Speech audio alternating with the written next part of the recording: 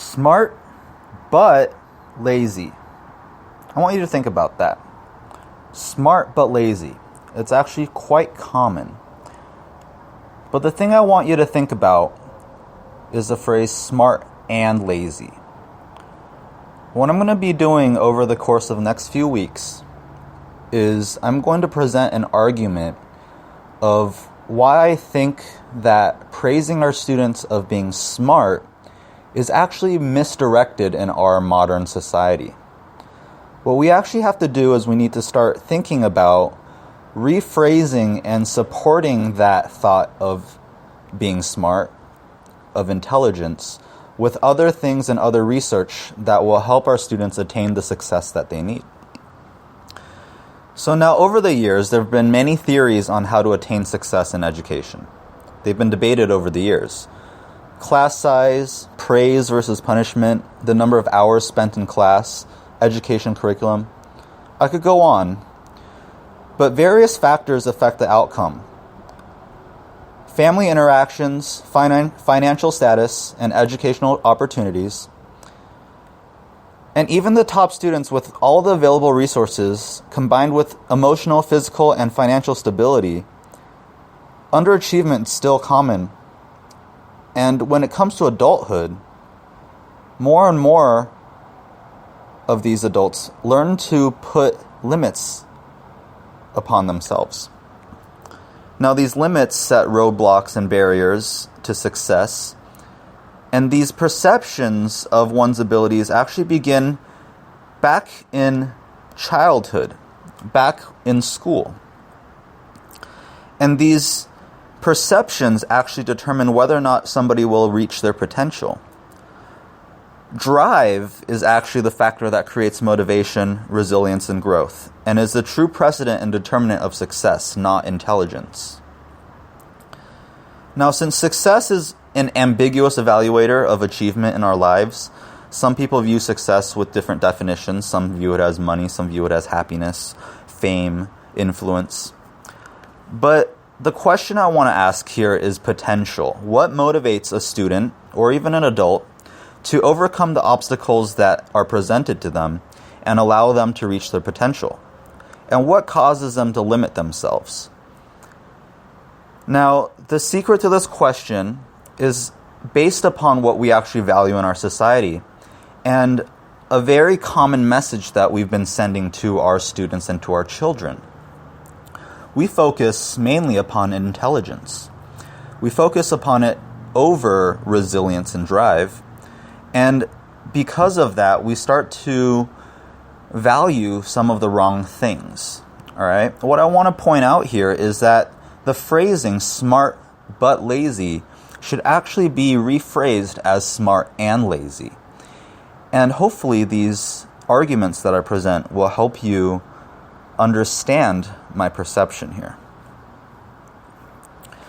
Now, when I was a student, I loved to be called smart. And I'm sure that the majority of students do too. I remember beaming from ear to ear if someone described me with those words. And I'm sure when I went home, I would go and tell my parents, who in return would tell me how proud they were. And now as a teacher, I used to call my students smart. You know, it's a common and appropriate reaction to do so. When they get something right, our praise has been structured in this way to praise their intelligence.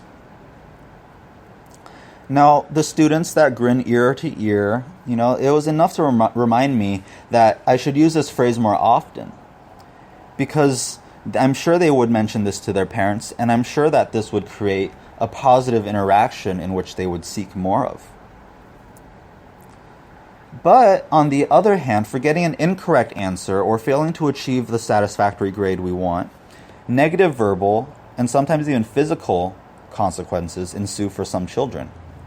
And as research has shown that negative reinforcement does not work well in motivating growing adolescents because it creates avoidance behaviors, educators have started to turn their focus upon positive praise. The basis behind these interactions are actually solidified in science, as behaviors grow with positive interactions while they minimize, disappear, and are avoided in the event of negative ones. But we've recently started to find that not all positive praise is equal.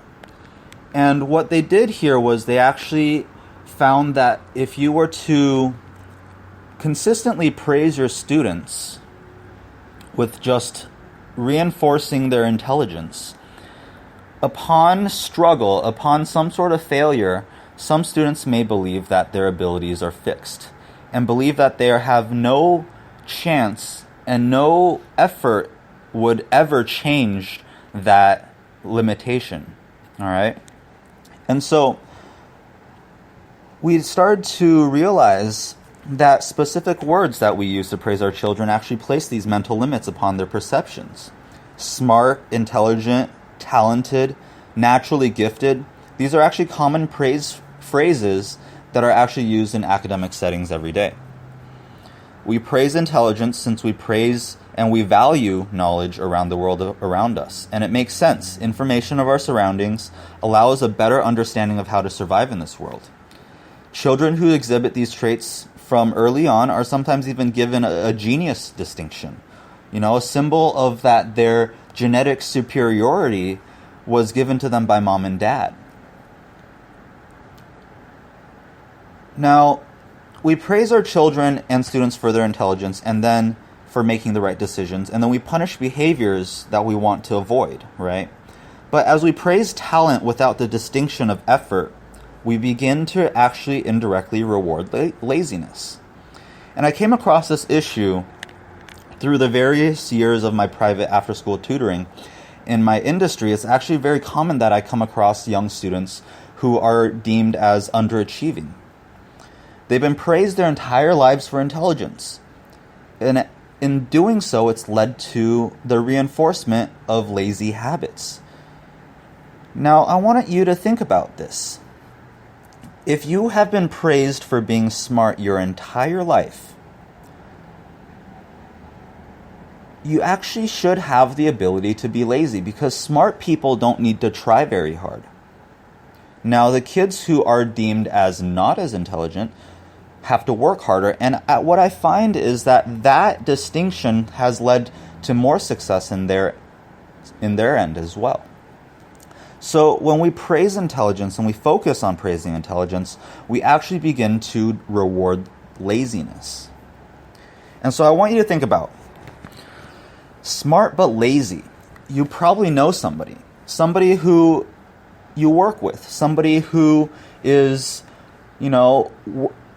maybe serving you in some sort of fast food restaurant or some sort of place that you believe that they could be somewhere better. This personality is actually more common than you think.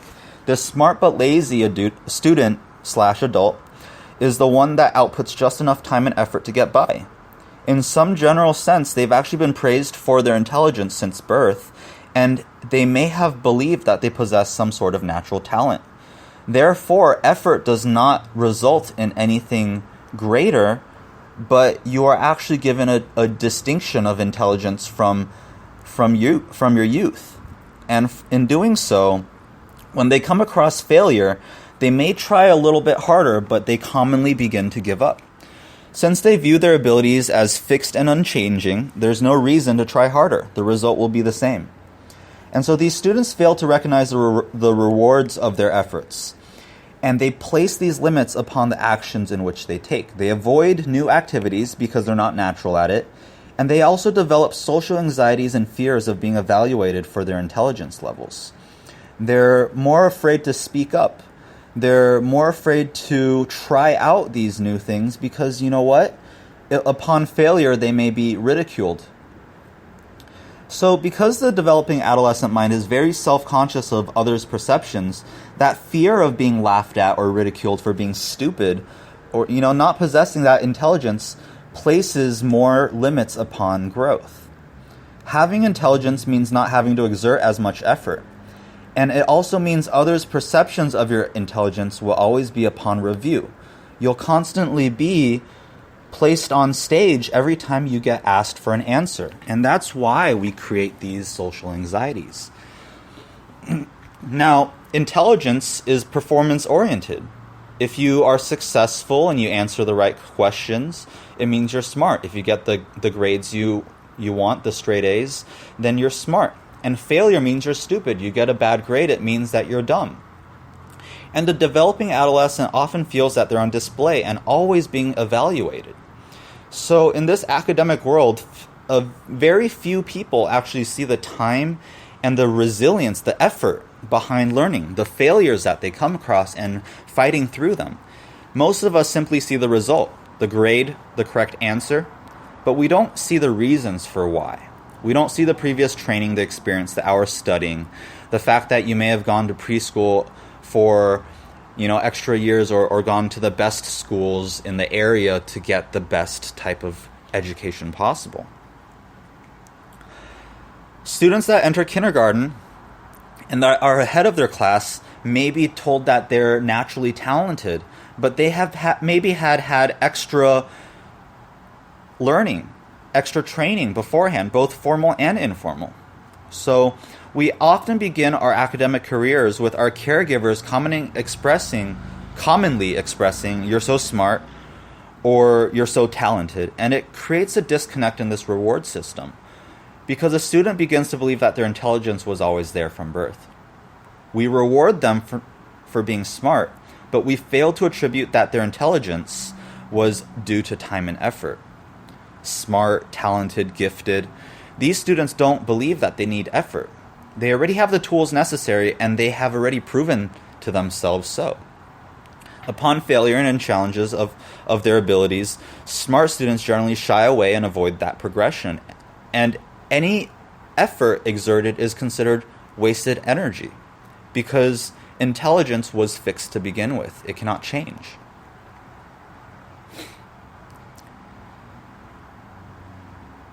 So I hope that this talk that I have here, it's the beginning of actually what I've been working on for my book.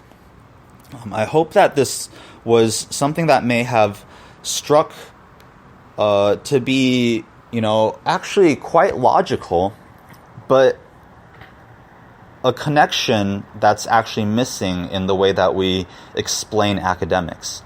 And when I go through and explain this to adults, it's true that they understand this concept. But the issue here is that the concept for children may have eluded them because of the way that we've been praising.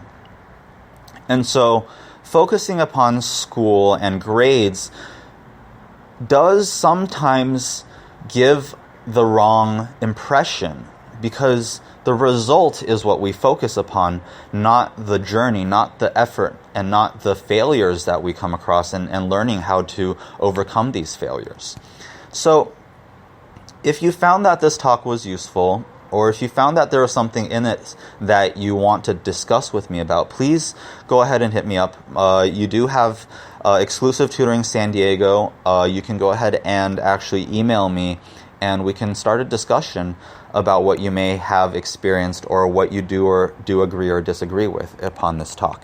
I do hope that you share this with some, younger parents, some teachers and educators around the globe that may be able to start applying these different thoughts and these different thought processes when it comes to education. We need, when we praise a student for being smart, it may be more important to remind them that they attain that knowledge through interactions and experience, and that we all have things to learn from each other. Even the teachers have things to learn from their students. And so by showing that the natural progression of struggle and the natural progression of failure does not mean that we should just shy away, but actually embrace these struggles and start to develop our resilience. I hope that this is something that we can share with the educators of the world and start to spread this knowledge and begin to let others know how we can help them out. All right. I hope to talk to you soon. This is Eric with Exclusive Tutoring San Diego with Plan Organized College. If you've got questions, go ahead and contact me. I hope to talk to you soon. Have a great day.